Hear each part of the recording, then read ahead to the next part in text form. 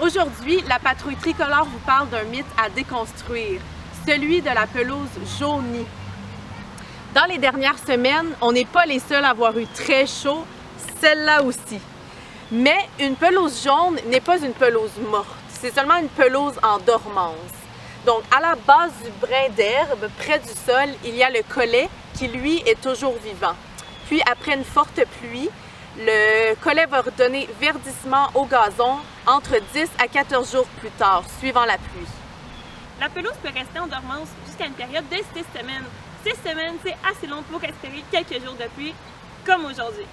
Les conseils qu'on vous donne pour garder votre pelouse en vie durant une période de sécheresse, c'est premièrement, régler votre tonte à environ 3 pouces au-dessus du sol.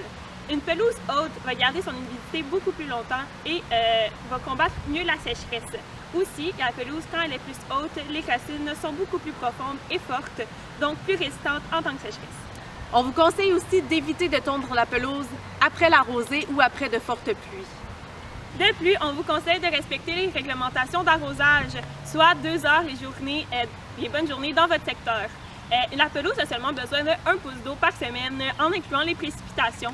Lorsqu'il est utilisé à plein régime, un boyau d'arrosage peut dévisser jusqu'à 1000 litres d'eau par heure. Ça, c'est environ la consommation d'eau recommandée pour une personne pendant 1 an et demi.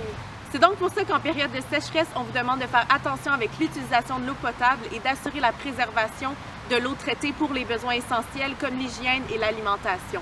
On vous conseille aussi de pratiquer l'herbicyclage, soit de laisser le gazon coupé sur le sol afin de garder les nutriments et l'humidité au sol.